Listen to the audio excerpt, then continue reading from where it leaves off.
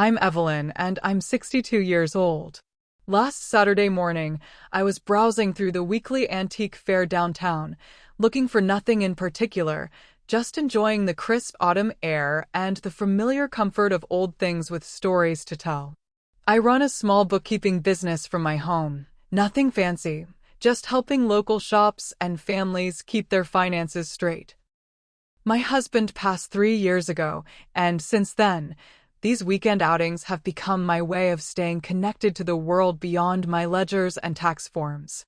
I was examining a collection of vintage fountain pens when I felt someone brush against my shoulder.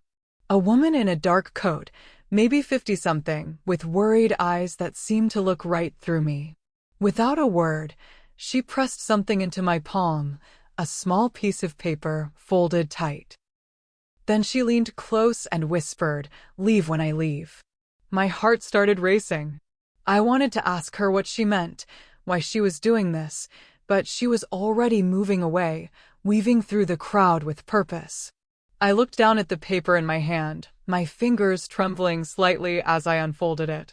Written in hurried handwriting were three things: a dollar amount, $1.9 million, an address I didn't recognize, and four words that made my blood run cold: "That's Lucas Ward there."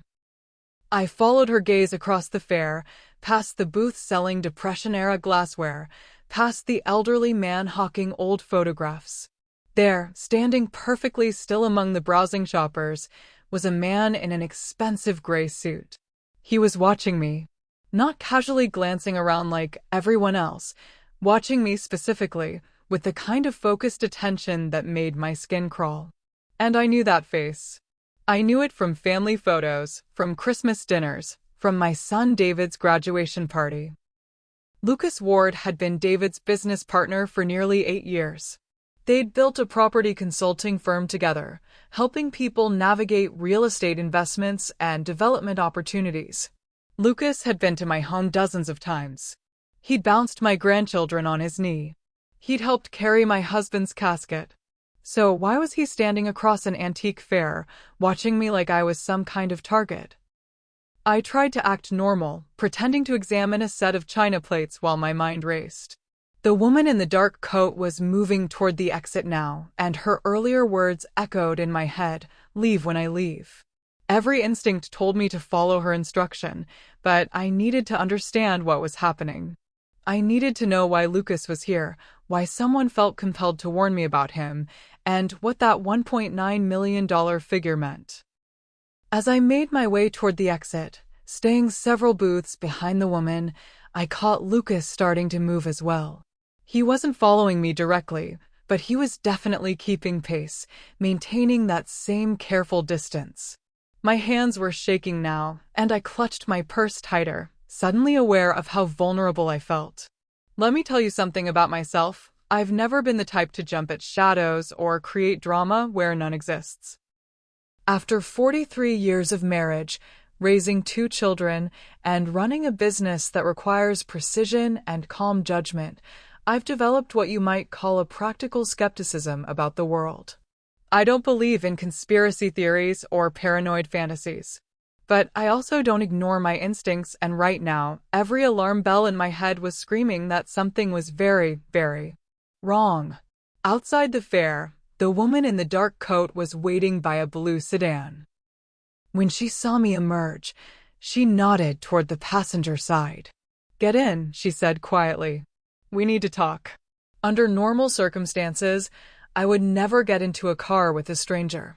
But these weren't normal circumstances. I could see Lucas Ward emerging from the fair behind me, still maintaining his careful distance, still watching. So I got in the car. The woman introduced herself as Lena Ortiz. She was a private investigator, she said, and she'd been tracking a pattern of financial crimes targeting older property owners. Lucas Ward is at the center of it, she told me as we drove through downtown traffic. "Along with your son." Those last 4 words hit me like a physical blow. "That's impossible," I said, but even as the words left my mouth, I felt doubt creeping in. "David would never. He's my son. He's a good man. He's successful and honest and Mrs. Chin, Lena interrupted gently, using my married name.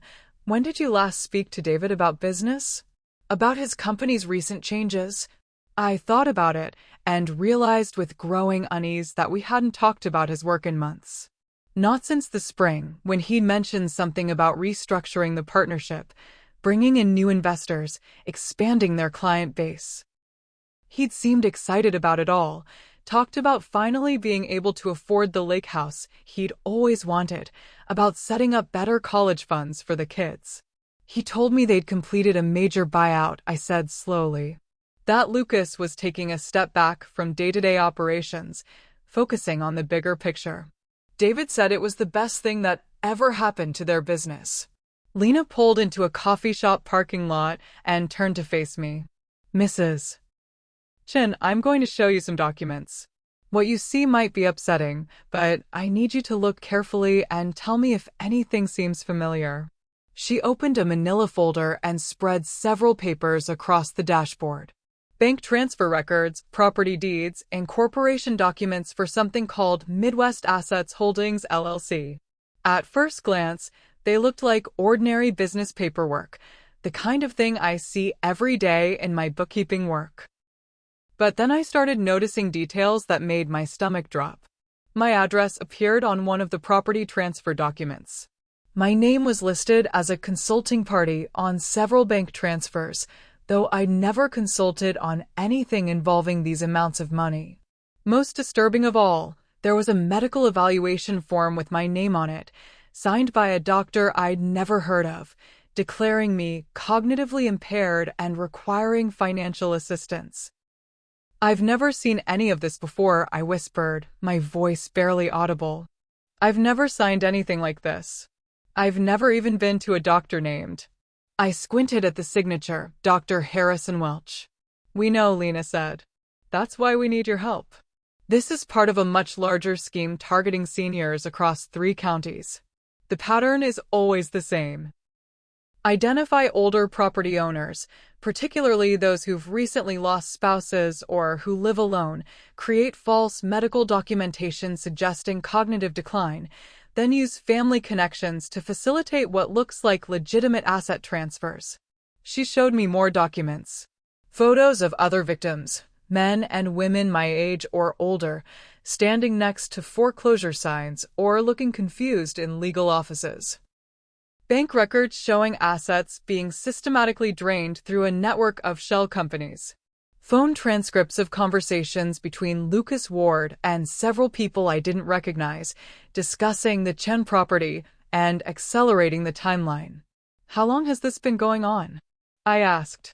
At least 2 years that we can document. Possibly longer. We've identified 47 potential victims so far, with combined losses exceeding $12 million. Most of them never realized what was happening until it was too late. My head was spinning. I thought about David, about the conversations we'd had over the past year. He'd seemed stressed sometimes, working longer hours, traveling more frequently for business. But he'd explained it all as growing pains, the natural challenges of expanding a successful company. Had I been blind to something darker happening right under my nose? What does the $1.9 million figure mean? I asked, pointing to the paper the stranger had slipped me. That's the estimated value of your property and liquid assets, Lena said grimly. Based on the documents we've seen, they're planning to initiate guardianship proceedings within the next 2 weeks. Once that's in place, they'll have legal authority to manage your finances, sell your property, and transfer everything into accounts they control. The coffee shop around us suddenly felt too bright, too normal for the nightmare I was apparently living through. I watched ordinary people ordering lattes and checking their phones, completely unaware that my entire world was being systematically dismantled by people I'd trusted with my life. But David. I started, then stopped. The painful truth was settling in, piece by piece. He really knows about this. Lena reached into the folder and pulled out a photograph. It showed David and Lucas sitting in what looked like a restaurant booth, leaning across the table toward each other in intense conversation. Between them were several documents I could now recognize as similar to the ones spread across our dashboard. In the background, barely visible, was a man in an expensive suit who Lena identified as Marcus Chin. No relation to me despite the name, but a developer who specialized in purchasing properties under market value and flipping them for massive profits. This photo was taken 6 weeks ago, Lena said. 3 days before the first medical evaluation was filed claiming you were showing signs of dementia. I stared at the photo until my eyes burned. My son's face animated and engaged, discussing documents that would steal everything my husband and I had built over 4 decades of careful saving and hard work. The betrayal cut deeper than fear, deeper than anger. This wasn't just theft, it was the complete destruction of the trust that holds families together. What do they plan to do with my house? I asked. Sell it to Marcus Chin for approximately 40% of market value. The sale will look legitimate because it'll be processed through the guardianship, with David signing as your designated representative. The proceeds will be placed in what appears to be a protected account for your care, but that account is controlled by Midwest Assets Holdings, Lucas's shell company. I sat in silence for several minutes, watching traffic flow past the coffee shop window. Normal people living normal lives, unaware that predators like this existed in the world. I thought about my grandchildren, David's kids, who adored their father and had no idea what kind of man he really was. I thought about my daughter Sarah, who lived across the country and trusted her brother to help care for me. I thought about my late husband, who'd worked double shifts at the plant for 30 years to pay off our mortgage early, who'd sacrificed vacations and luxuries so we could leave something meaningful to our children. How many other families are going through this right now? I asked. Too many, Lena replied. The scheme is sophisticated because it uses legitimate legal processes. Guardianship laws are designed to protect vulnerable seniors, but they can also be exploited by people who know how to manipulate the system. Most victims don't realize what's happening until their assets are gone and their legal options are limited. I turned back to the documents, forcing myself to study them more carefully despite the pain they caused. My bookkeeping background helped me understand the financial engineering involved, layers of transfers designed to obscure the paper trail, carefully timed transactions that would appear routine to casual observers, documentation that created a false narrative of cognitive decline requiring intervention. This is extremely sophisticated, I said. Whoever designed this system understands both the legal framework and the psychological vulnerabilities involved.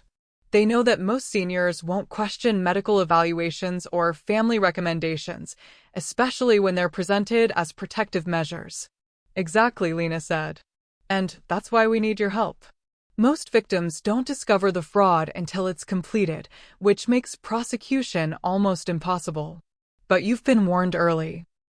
If you're willing to work with us, we might be able to gather evidence that could stop this entire operation.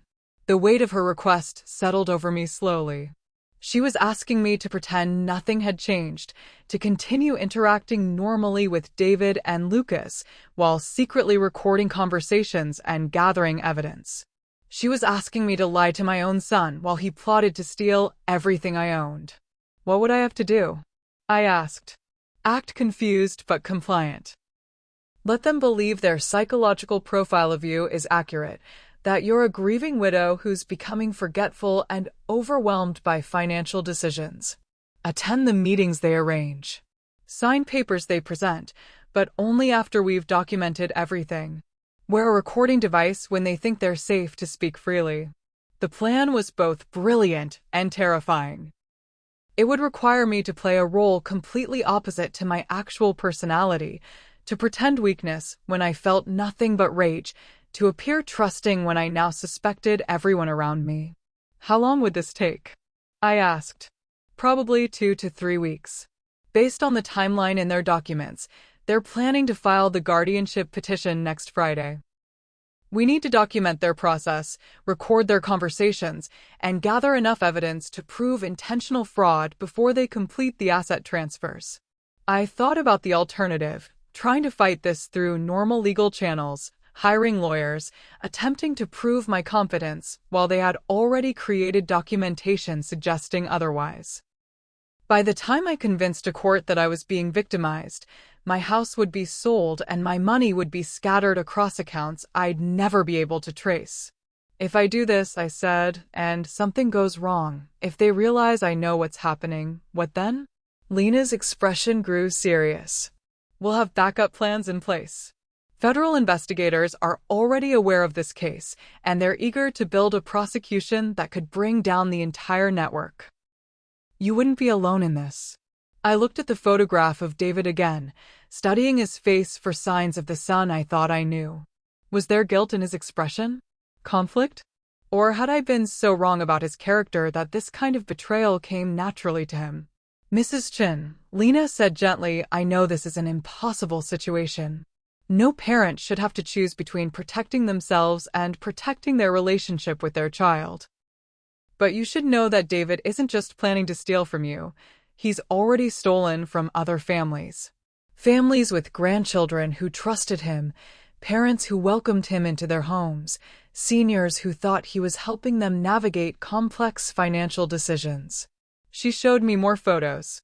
An elderly man standing beside a foreclosure sign, holding a document with David's signature on it.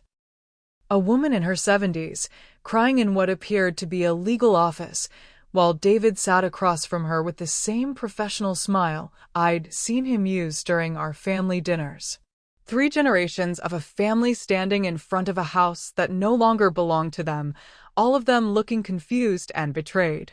How many people has he done this to? I asked. Directly? At least 15 that we can document. But the network is much larger. Lucas, David, Marcus Chin, Dr. Welch, and several others have been operating this scheme for at least 2 years.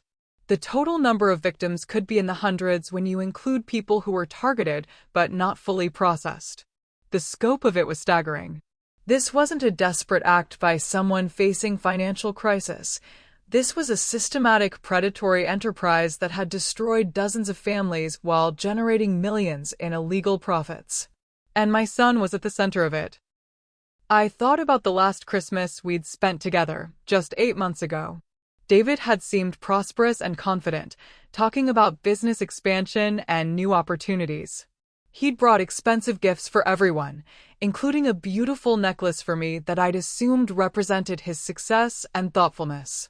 Now I wondered if it had been purchased with money stolen from other families, other grandmothers who'd trusted him with their financial security. There's something else you need to know, Lena said. Yesterday afternoon, your daughter-in-law Michelle called Dr. Welch to schedule what she described as a routine cognitive assessment for you. The appointment is scheduled for Thursday morning. My daughter-in-law, Michelle, who I'd helped babysit when she and David needed to work late.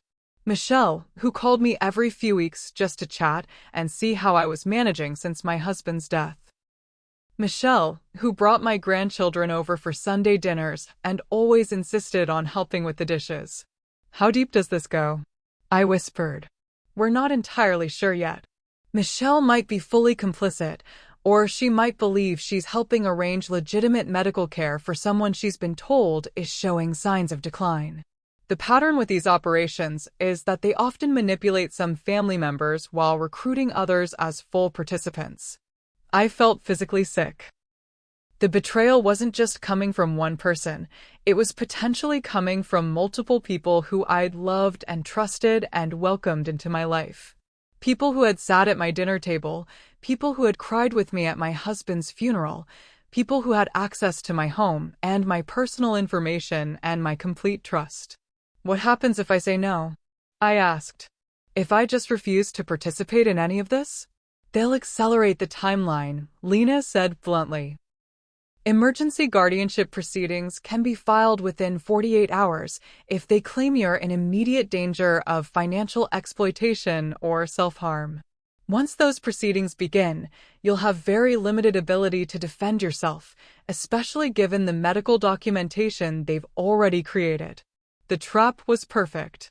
If I resisted openly, They'd use my resistance as evidence that I was becoming paranoid and irrational. Exactly the kind of behavior that would justify emergency intervention. If I tried to flee or hide assets, they'd claim I was being manipulated by outside parties who were trying to exploit my confusion.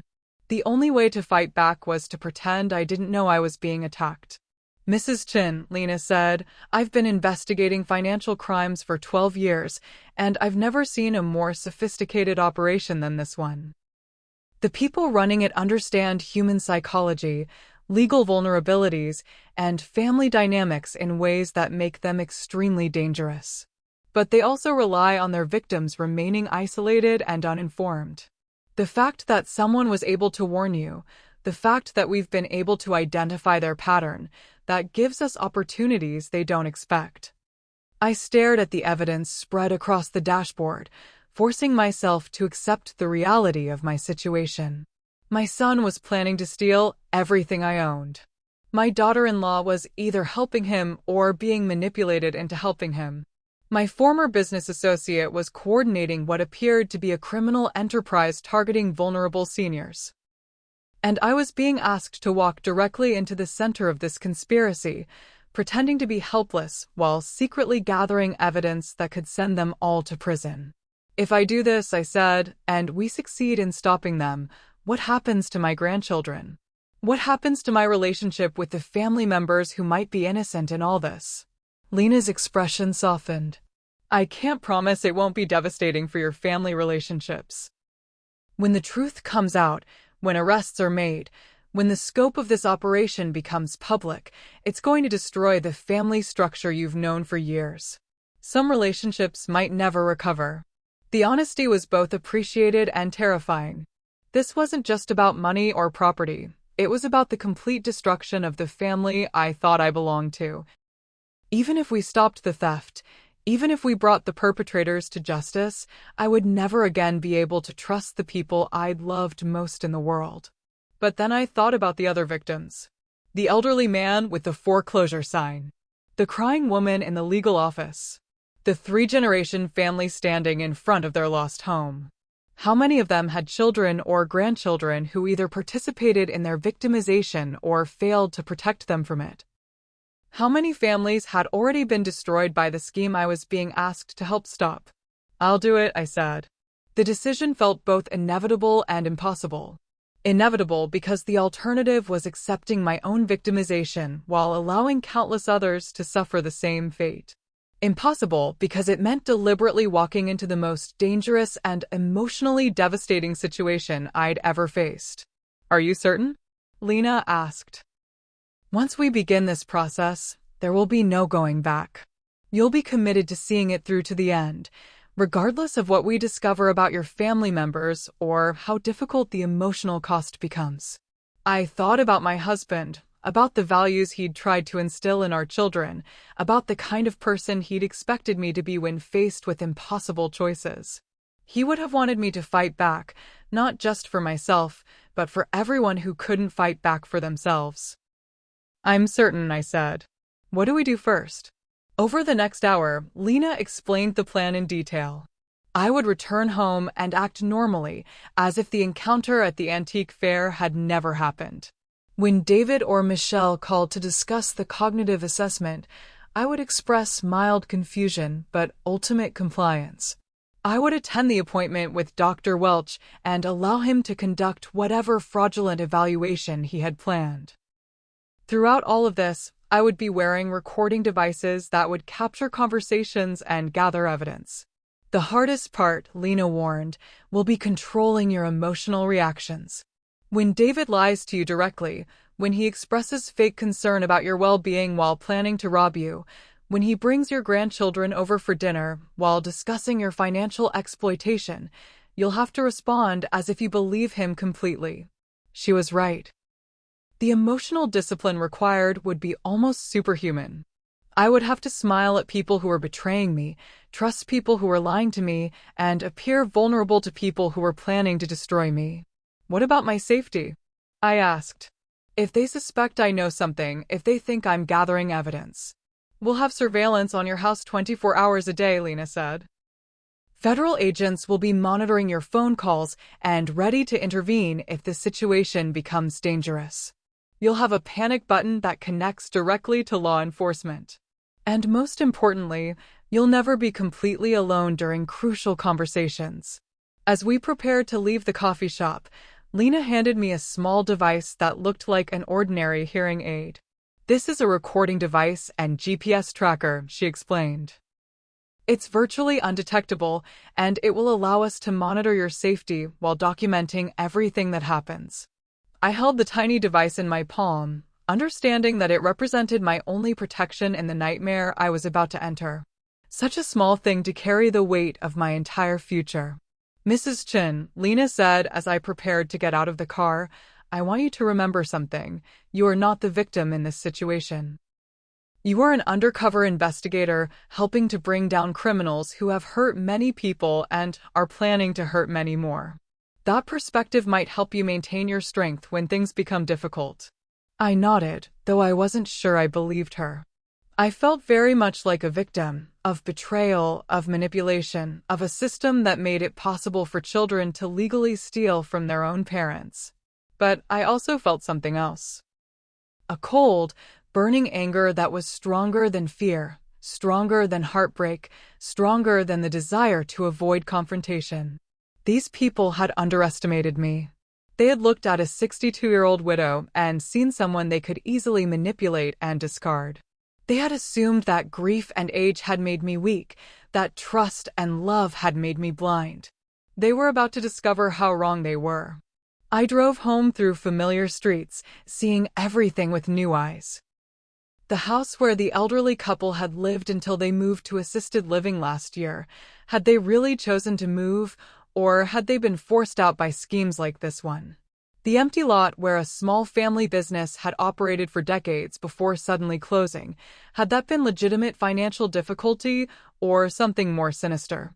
How many other crimes were hidden in plain sight, disguised as legitimate business transactions or necessary family interventions?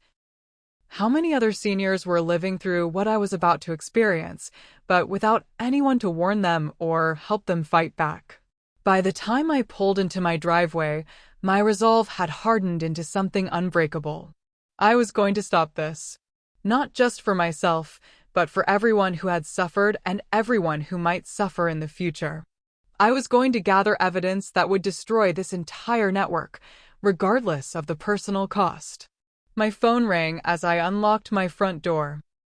David's name appeared on the screen, and for the first time in my life, seeing it filled me with dread rather than joy. "Hi, sweetheart," I said, forcing my voice to sound normal and warm. "Hi, Mom. How was the antique fair?" He knew I'd been to the antique fair. Of course he knew Lucas had been watching me there. They were probably already discussing what they'd observed, whether I'd seemed confused or distracted, whether I was becoming easier to manipulate. "Oh, it was lovely," I said, settling into the performance that would define the next few weeks of my life. Though I have to admit, I felt a little overwhelmed by all the choices. There were so many beautiful things, and I couldn't quite decide what I wanted to look at first. "That sounds frustrating," David said, and I could hear the satisfaction in his voice. He was collecting evidence of cognitive decline, documenting my supposed confusion for use in legal proceedings. "Mom, Michelle and I were talking, and we think it might be a good idea for you to have a general health checkup. It's been a while since you've seen a doctor, and we just want to make sure you're taking good care of yourself." "Oh, that's very thoughtful of you both," I said, though every word felt like broken glass in my throat. "I suppose you're right that I should be more proactive about my health." "Great." Michelle found a wonderful doctor who specializes in helping seniors maintain their independence and quality of life. Dr. Welch comes highly recommended, and he has an opening Thursday morning if you're available. The lies flowed so smoothly from his mouth.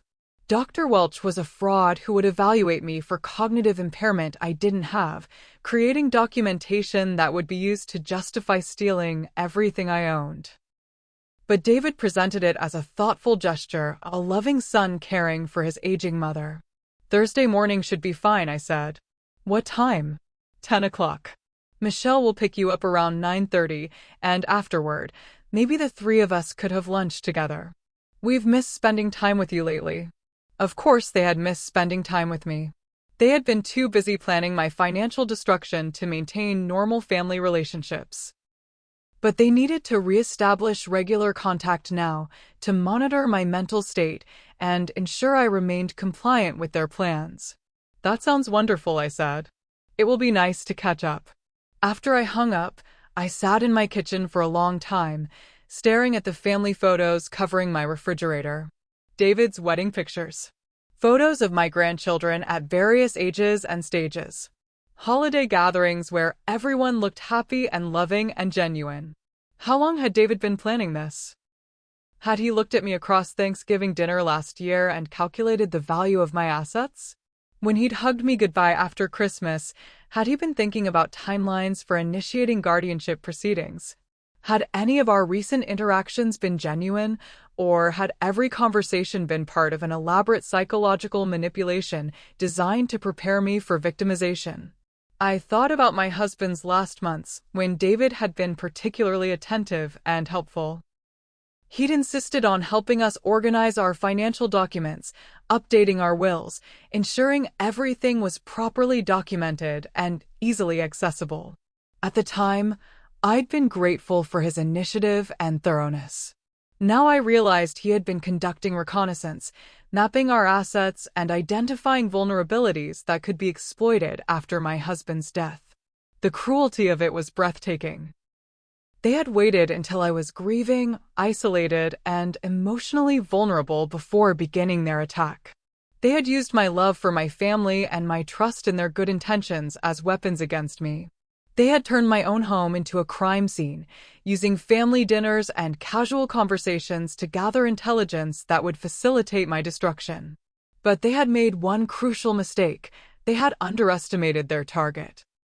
They had assumed that being a widow and a senior citizen made me weak and gullible. They had failed to consider that 40 years of running a bookkeeping business had taught me to recognize financial irregularities, that raising children had taught me to detect deception, and that surviving 6 decades of life had taught me that sometimes the most dangerous enemies come from within your own family. I spent the evening preparing for the battle ahead. I studied the documents Lena had shown me, memorizing details and patterns that might become important later. I practiced conversations in front of my bathroom mirror, learning to project confusion and compliance while maintaining mental clarity and emotional control.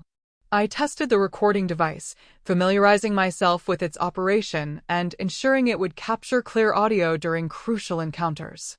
Most importantly, I confronted the emotional reality of what I was about to do. I was going to destroy my relationship with my son, possibly permanently. I was going to shatter my grandchildren's image of their father. I was going to reveal that the family structure I'd spent 30 years building was built on lies and betrayal and predatory greed. But I was also going to save my home, protect my financial security, and stop a criminal enterprise that had victimized dozens of other families. I was going to ensure that my husband's legacy of hard work and careful planning would not be stolen by people who felt entitled to other people's wealth. The choice was agonizing but clear. I could accept my own victimization and preserve the illusion of family harmony, or I could fight back and accept the complete destruction of relationships that had apparently been false anyway. I chose to fight. Tuesday and Wednesday passed in a blur of normal activities performed under extraordinary circumstances. David called twice to check on me, asking careful questions about my daily routine and energy levels. Michelle stopped by with groceries, ostensibly to be helpful, but actually to observe my mental state and household management. Lucas Ward drove past my house 3 times that I noticed, presumably conducting surveillance to ensure I wasn't receiving outside assistance or becoming suspicious of their plans. Through it all, I maintained perfect performance. I expressed mild forgetfulness about recent events. I appeared grateful for their increased attention and concern. I mentioned feeling occasionally overwhelmed by financial paperwork and household decisions.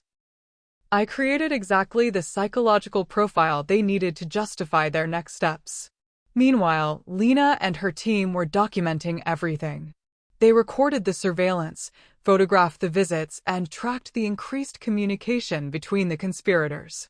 Federal investigators were building a comprehensive case file that would eventually include conspiracy charges, elder fraud, money laundering, and racketeering violations.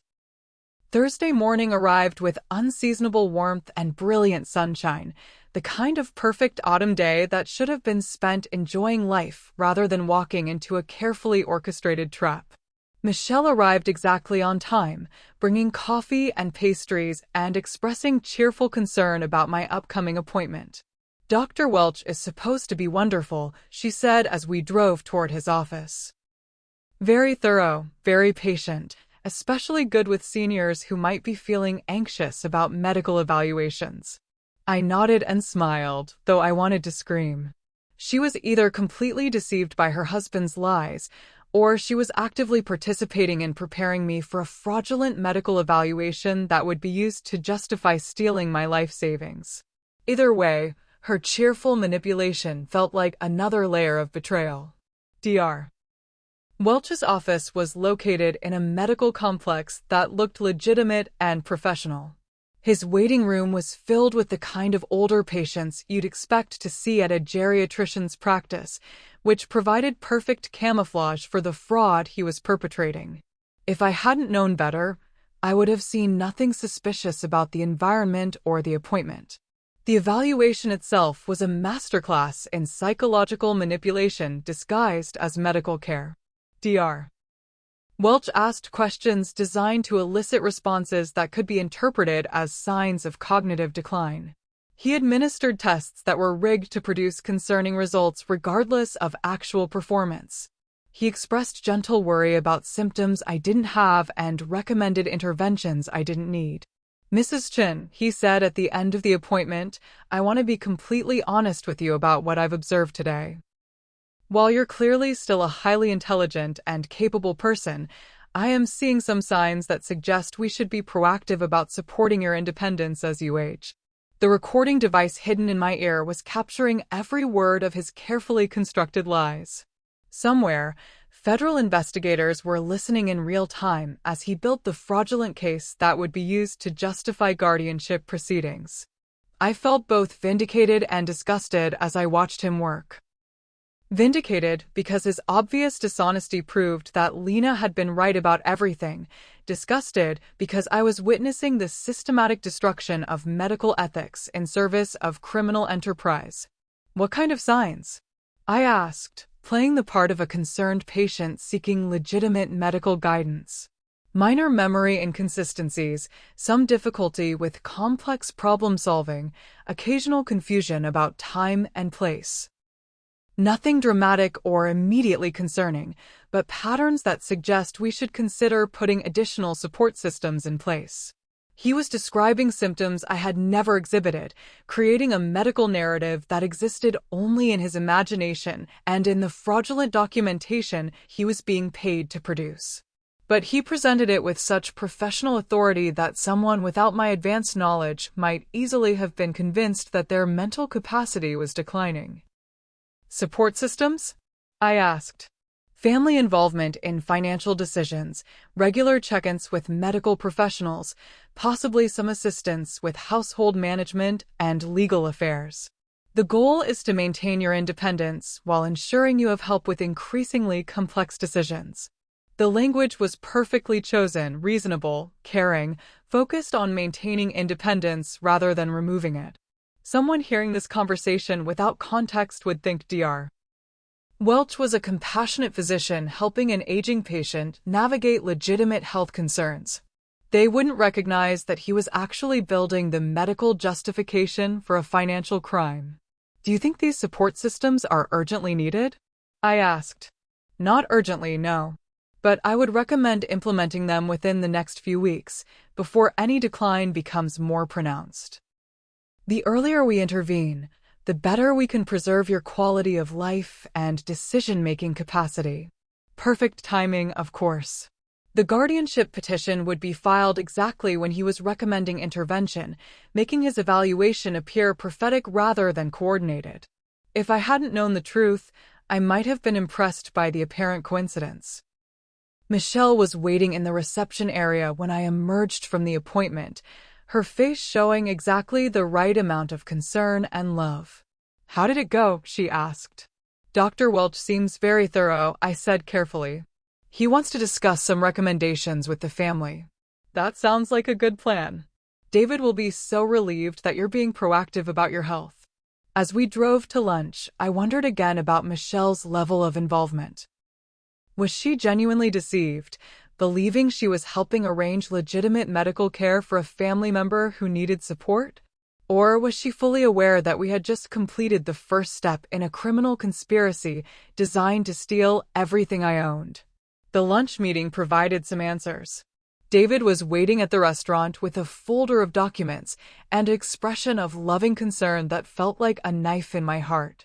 As we ate, he explained that Dr. Welch had called to discuss his recommendations and that he thought we should consider implementing some family coordination around my financial and legal affairs. "It's not about taking away your independence, Mom," David said, reaching across the table to squeeze my hand.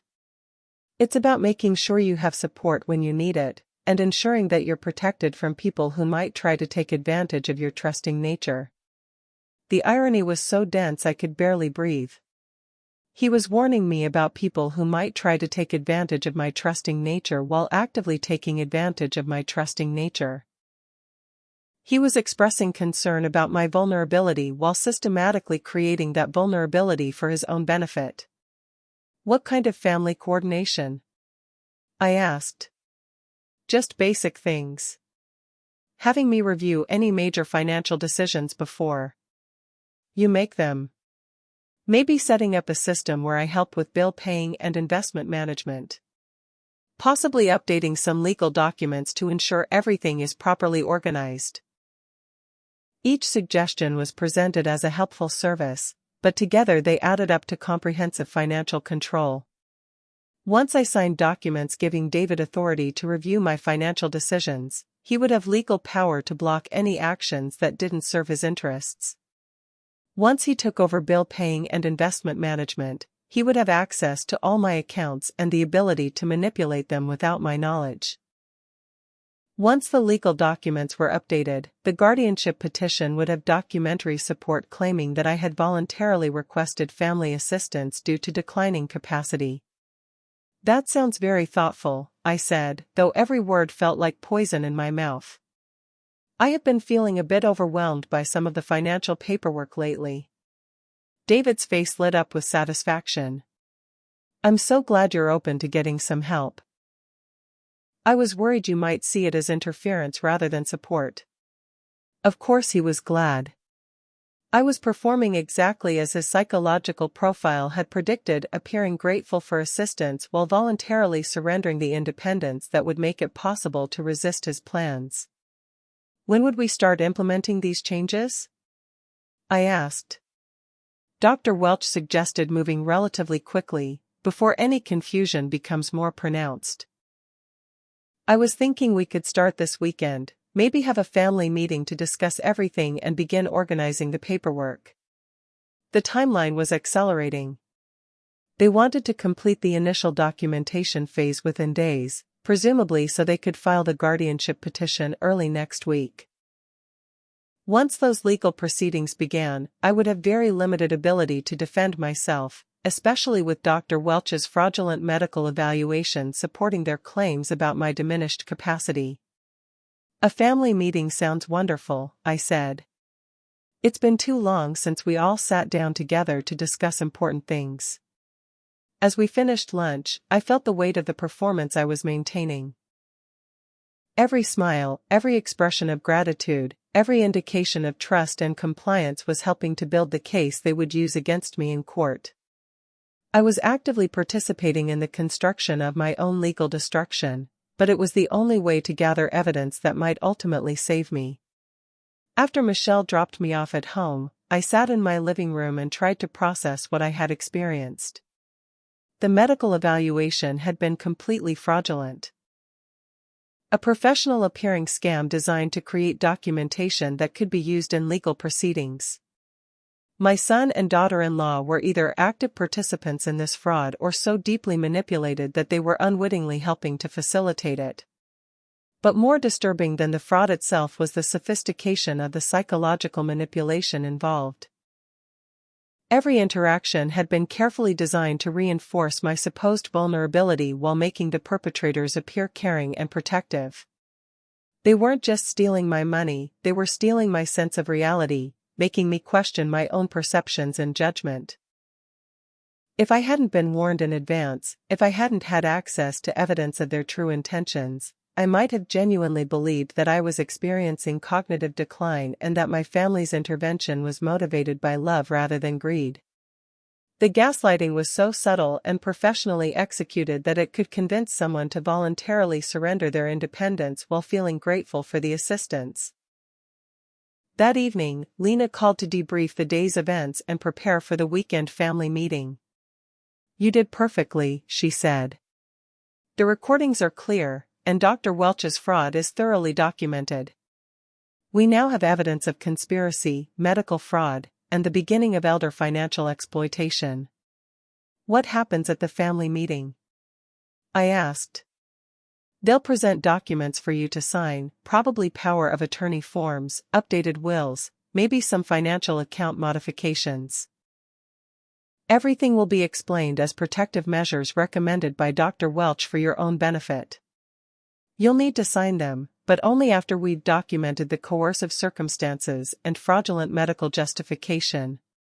The thought of signing documents that would give David legal authority over my finances made me feel physically sick. But it was necessary to complete the evidence gathering that would ultimately bring him down. "How much longer can this go on?" I asked. "Probably not much longer. Once you sign the initial documents, they'll move quickly to file the guardianship petition and begin transferring assets. We're estimating 1 to 2 weeks before they complete the major theft, which means we need to be ready to make arrests shortly after that. 1 to 2 weeks of pretending to trust people who were systematically destroying me. 1 to 2 weeks of watching my son lie to my face while planning to steal everything my husband and I had built. 1 to 2 weeks of wondering which other family members were involved in the conspiracy and which were simply being manipulated. But also 1 to 2 weeks until justice. 1 to 2 weeks until this criminal enterprise was exposed and dismantled. 1 to 2 weeks until other potential victims were protected from experiencing what I was going through. I could survive 1 to 2 weeks of almost anything if it meant stopping this." Friday and Saturday passed quietly, with only minimal contact from the conspirators. I used the time to prepare emotionally for what would likely be the most difficult conversation of my life. I practiced maintaining composure while my son presented documents designed to steal my independence. I rehearsed appearing grateful while he expressed false concern for my well-being. I prepared to sign papers that would give him power to destroy me while pretending to believe he was trying to protect me. Sunday morning arrived gray and cold, matching my emotional state as I prepared for the family meeting. David had suggested we meet at his house, which would provide a comfortable, familiar environment for our important family conversation. What he didn't know was that the familiar environment would also provide excellent acoustics for the recording devices that would capture every word of his fraudulent presentation. I dressed carefully, choosing clothes that made me appear slightly more vulnerable and confused than usual. I practiced walking a little more slowly, speaking a little more hesitantly, displaying the subtle signs of decline that would match Dr. Welch's fabricated medical evaluation. As I drove to David's house, I thought about all the times I had made this same trip for legitimate family gatherings. Birthday parties, holiday celebrations, casual Sunday dinners where we'd laughed and shared stories and enjoyed each other's company. Had any of those interactions been genuine, or had David been calculating my value as a target even then? The house looked exactly as it always had, well-maintained, expensively furnished, surrounded by the kind of landscaping that suggested financial success and stability.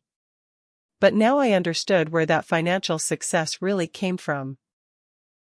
The beautiful home, the luxury cars, the expensive vacations David's family enjoyed, all of it was built on money stolen from vulnerable seniors who had trusted him to help them navigate complex financial decisions. Michelle answered the door with a warm smile and a concerned hug. "How are you feeling today, Mom?" she asked. "Are you ready for our family discussion?" "I think so," I said, allowing a slight tremor to creep into my voice. Though I have to admit I'm feeling a little nervous about all this legal and financial talk. It seems so complicated. "That's exactly why we want to help," David said, appearing in the doorway with the same expression of loving concern I'd been seeing all week. "The goal is to make everything simpler and less stressful for you." He led me into the living room, where several document folders were arranged on the coffee table along with what appeared to be a checklist of items to discuss. The presentation was clearly well-rehearsed and carefully organized, not the spontaneous family conversation he'd described, but a systematic process designed to achieve specific legal and financial objectives. "Before we start," David said, "I want you to know how much Michelle and I appreciate your willingness to have this conversation. A lot of seniors resist family involvement in their affairs, even when it would be beneficial.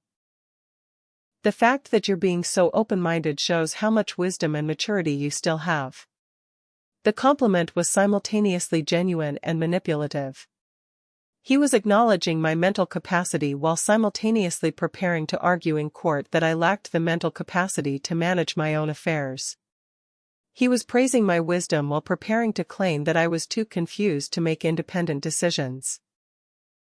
"Well," I said, settling into my role, "I trust you and Michelle to help me figure out what's best." Dr. Welch seemed to think some family coordination would be a good idea, and I certainly don't want to make any mistakes with important decisions. "That's exactly the right attitude," Michelle said. "We're not here to take anything away from you, we just want to make sure you have support when you need it." David opened the first folder and spread several documents across the table. "These are basically administrative updates," he explained. "Financial power of attorney forms that would let me help with banking and investment decisions if you ever felt overwhelmed.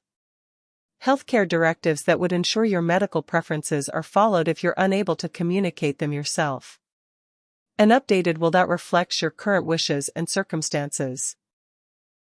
Each document was presented as a routine protective measure, but together they would transfer comprehensive control of my life to David. The financial power of attorney would give him authority to access all my accounts, make investment decisions, and manage major purchases without my involvement. The healthcare directives would allow him to make medical decisions if he claimed I was incapacitated. The updated will would ensure that any assets remaining after the theft would be distributed according to his preferences rather than mine. "Dr. Welch really recommended all this?" I asked. "Absolutely. He said that proactive planning is the best way to maintain independence while ensuring you have help when you need it. He was very impressed with your openness to getting support." Another lie. Dr. Welch had been impressed with my susceptibility to manipulation, not my openness to support. But David presented it as medical advice from a trusted professional, using the fraudulent evaluation to justify the legal documents that would facilitate the theft.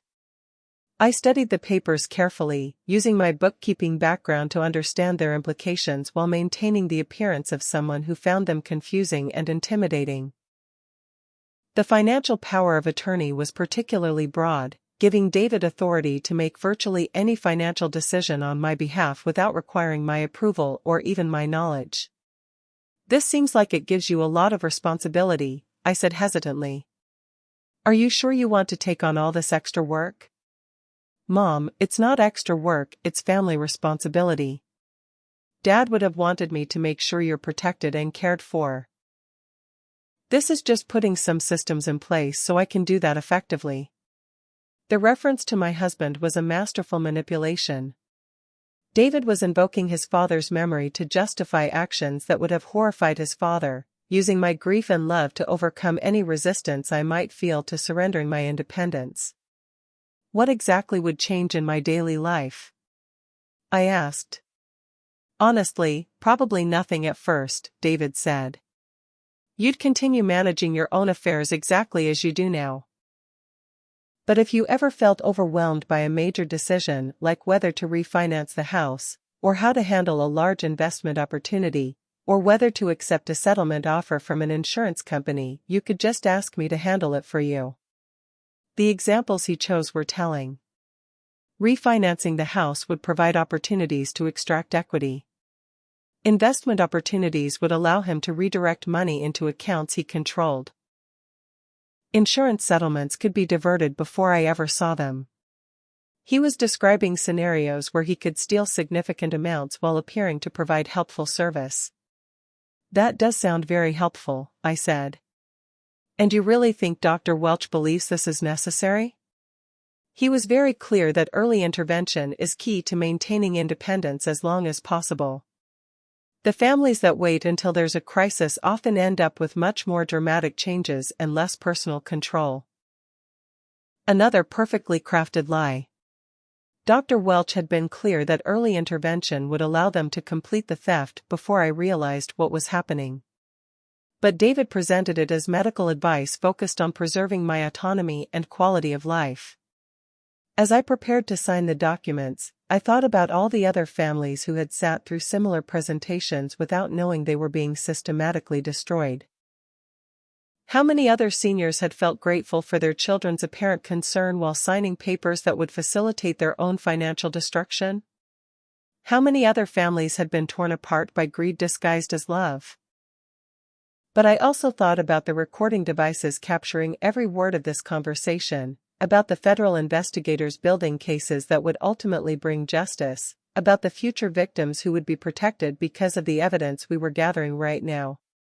Okay, I said, reaching for the pen. I trust you to help me make good decisions. David's smile was radiant with satisfaction and triumph. He was watching me voluntarily surrender the legal protections that made theft difficult, creating the documentation that would justify guardianship proceedings, establishing the paper trail that would support asset transfers to accounts he controlled. What he didn't know was that he was also providing recorded evidence of conspiracy, elder fraud, and exploitation that would eventually send him to prison for decades. As I signed each document, I felt simultaneously defeated and victorious. Defeated because I was actively participating in the legal framework for my own destruction. Victorious because each signature was evidence that would ultimately bring down the entire criminal enterprise. This feels like a huge relief, I said after completing the last signature. I've been worried about managing everything on my own, and it's wonderful to know I have family support. We'll always be here for you, Mom, Michelle said, giving me another warm hug. That's what families are for. The emotional manipulation was breathtaking in its cruelty. They were expressing love and family devotion while systematically stealing everything I owned. They were using my deepest emotional needs. Connection, security, trust and family bonds as weapons against me. But they had made a fatal error in targeting someone who understood financial systems, who recognized legal manipulation, and who had allies capable of building a case against them. Their psychological profiling had failed to account for the possibility that their victim might be more intelligent, more observant, and more resilient than they assumed. As I prepared to leave, David handed me copies of the documents I had signed. "Keep these somewhere safe," he said. "And remember, you can call me anytime you have questions about financial decisions or feel uncertain about anything important." "I will," I promised. "Thank you both for caring so much about my well-being." The drive home was simultaneously the longest and shortest trip of my life. Longest because I was desperate to escape the emotional torture of pretending to trust people who were betraying me. Shortest because I knew that the next phase of their plan would begin immediately, and I would soon be facing even greater challenges. That evening, Lena called to confirm that the recordings were clear and complete. We now have documented evidence of fraud, conspiracy, and elder exploitation, she said. The financial power of attorney you signed under false pretenses provides grounds for multiple felony charges. Dr. Welch's fraudulent medical evaluation supports charges of medical fraud and conspiracy. What happens next? I asked. They'll move quickly to file the guardianship petition, probably tomorrow or Tuesday. Once that's filed, they'll begin transferring assets out of your accounts and initiating property sales. We need to let them complete enough of the theft to prove intent and demonstrate the scope of the operation, but not so much that recovery becomes impossible. How will I know when that point is reached? We're monitoring all your accounts and have freezes ready to implement at any moment. The timing will be critical. We need to intervene after they've committed prosecutable crimes but before they've successfully concealed the stolen assets. That night, I lay awake thinking about the grandchildren who would soon discover that their father was a criminal. I thought about the family gatherings that would never happen again, the trust that could never be rebuilt, the relationships that would be permanently destroyed by the truth we were about to reveal. But I also thought about justice. About the other families who had already been destroyed by this scheme and deserved to see their attackers held accountable. About the future victims who would be protected by dismantling this criminal enterprise. About the message that would be sent to other potential predators who might be considering similar crimes. The personal cost would be devastating, but the moral imperative was clear. Some betrayals are so profound that they forfeit any claim to family loyalty. Some crimes are so cruel that they demand justice regardless of the personal consequences for the victim. I was going to see this through to the end, whatever that end might bring. Monday morning brought a call from David informing me that he had filed paperwork to formalize the family support structure we had discussed. The guardianship petition was now part of the public record, supported by Dr. Welch's fraudulent medical evaluation and the power of attorney documents I had signed under false pretenses. It's really just a legal formality, David assured me. Nothing will change in your daily routine, but this provides official documentation that you have family support available when you need it. Tuesday brought a visit from Michelle, who mentioned casually that they had spoken with a financial advisor about optimizing my investment portfolio and protecting my assets from potential market volatility. The theft was beginning, disguised as prudent financial management. Wednesday brought a call from someone identifying himself as a representative of Midwest Assets Holdings, explaining that they had been retained to evaluate my property for potential refinancing opportunities that could enhance my financial security during retirement. Each contact was presented as a service designed to benefit me, but together they represented the systematic dismantling of everything my husband and I had built over 4 decades of hard work and careful planning. Thursday morning, I woke up to find strange cars parked across the street from my house and unfamiliar people walking through my neighborhood with clipboards and cameras. When I called David to ask about it, he explained that they were appraisers and inspectors conducting routine evaluations to ensure my property was properly maintained and adequately insured. But I knew they were really determining the market value of my house and documenting its condition for the sale that would happen once the guardianship was finalized. They were preparing to steal my home while pretending to protect it. That afternoon, Lena called with an update. They've moved approximately $40,000 out of your savings account into a holding account controlled by Midwest Assets Holdings, she said. We have documented evidence of the unauthorized transfer and the fraudulent justification they used for it. Is that enough to make arrests? I asked. Almost. We need to let them complete one more major transfer, probably the property sale or a larger investment account liquidation. That will give us evidence of the full scope of the operation and ensure maximum prosecutable crimes. How much longer? Probably just a few more days. The guardianship hearing is scheduled for next Monday, and they'll want to complete the major asset transfers before then to present evidence of their successful financial management on my behalf. Friday brought the most difficult challenge yet. David arrived at my house with Marcus Chen, the developer who would ultimately purchase my property far below market value. They wanted to walk through the house together, ostensibly to discuss maintenance needs and improvement opportunities, but really to finalize plans for the theft. Marcus specializes in helping seniors manage large properties that might be becoming burdensome, David explained. He's not trying to buy your house, he's just offering advice about how to maintain it most effectively as you get older. The lies were becoming so elaborate that they required multiple layers of deception. Marcus wasn't trying to buy my house, except that he was already planning to buy it for 40% of market value once they completed the guardianship proceedings. He wasn't there to help me manage the property, he was there to calculate how much profit he could make from stealing it. But I played my part perfectly, appearing grateful for their concern and impressed by Marcus's expertise. I asked questions about property maintenance that suggested I was becoming overwhelmed by homeownership responsibilities. I expressed worry about the cost and complexity of necessary repairs. All of it was being recorded. Every lie, every manipulation, every expression of false concern was being documented as evidence that would eventually send them all to prison. As they prepared to leave, Marcus handed me a business card and suggested that I keep him in mind if I ever decided that maintaining the property was becoming too difficult. Sometimes seniors find that selling to a qualified developer who understands their needs can be the best way to ensure financial security while eliminating property management stress, he said. That's very thoughtful, I replied. I'll certainly keep that in mind if I ever reach that point.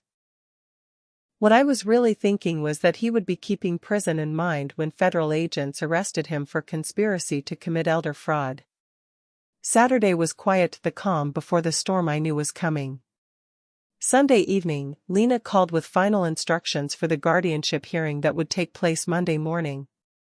This is it, she said.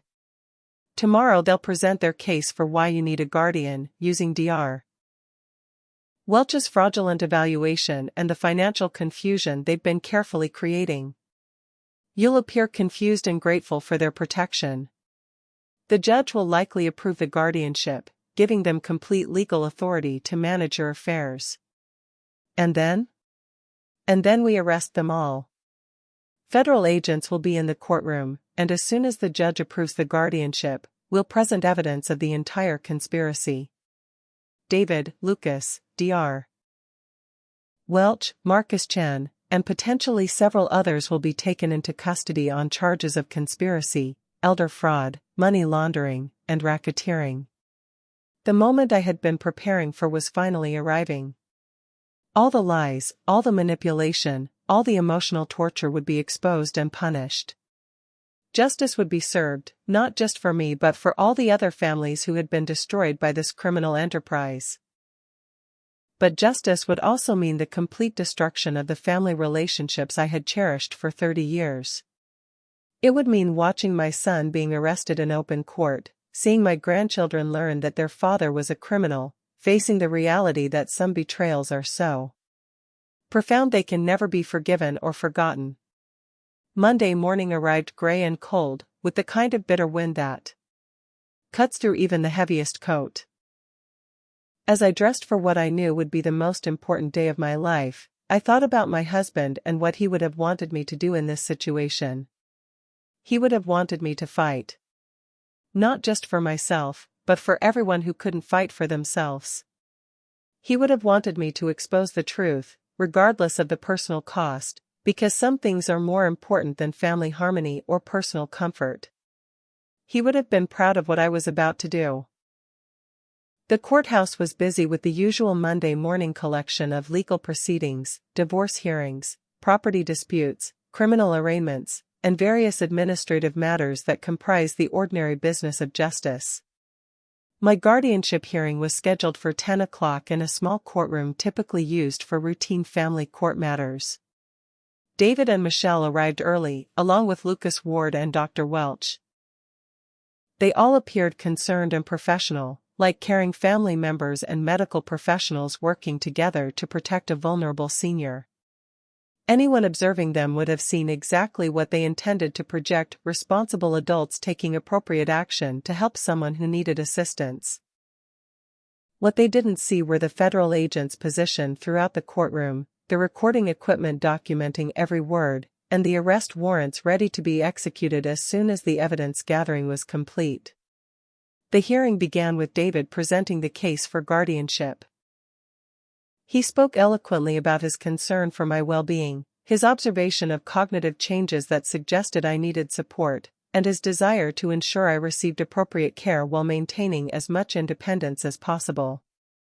Dr. Welch testified about his medical evaluation, describing symptoms and test results that suggested I was in the early stages of cognitive decline and would benefit from family assistance with complex decisions. His testimony was professional and convincing, exactly the kind of medical evidence that would typically justify guardianship proceedings. Lucas Ward spoke about the financial complexity of my situation, explaining that recent market changes and regulatory updates had made independent financial management increasingly difficult for seniors who might not fully understand current investment strategies and tax implications. Each testimony was carefully crafted to appear legitimate while building the case for why I needed a guardian. Together, they created a compelling narrative of a loving family taking appropriate action to protect a vulnerable senior from the confusion and exploitation that might otherwise harm her. I played my part perfectly, appearing slightly confused by the proceedings but grateful for my family's concern. When the judge asked if I understood what was happening, I expressed mild uncertainty but indicated that I trusted my son to help me make appropriate decisions about my care and finances. The judge appeared ready to approve the guardianship when federal agents entered the courtroom and approached the bench. What happened next unfolded with the precise choreography of a long-planned operation. "Your Honor," the lead agent announced, "we have evidence that this guardianship petition is part of a criminal conspiracy involving fraud, elder exploitation, and money laundering. We request permission to present evidence and execute arrest warrants for the defendants." The change in the courtroom was instantaneous and dramatic. David's face went from confident satisfaction to confused panic. Lucas Ward started moving toward the exit before realizing that agents were blocking all the doors. Dr. Welch looked like someone who had just realized that his comfortable retirement was about to be replaced by a federal prison sentence. For the next hour, federal prosecutors presented evidence that destroyed every element of the guardianship petition. They played recordings of conversations in which David and Lucas discussed their plans to steal my assets. They presented documentation showing that Dr. Welch had been paid to produce fraudulent medical evaluations. They revealed bank records demonstrating the systematic theft that had already begun.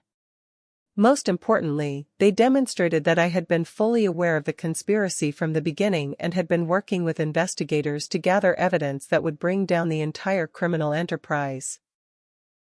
The look on David's face when he realized I had been recording our conversations, when he understood that every expression of trust and gratitude had been a performance designed to gather evidence against him, when he finally grasped that his own mother had outsmarted and outmaneuvered his entire criminal operation, that look will stay with me for the rest of my life.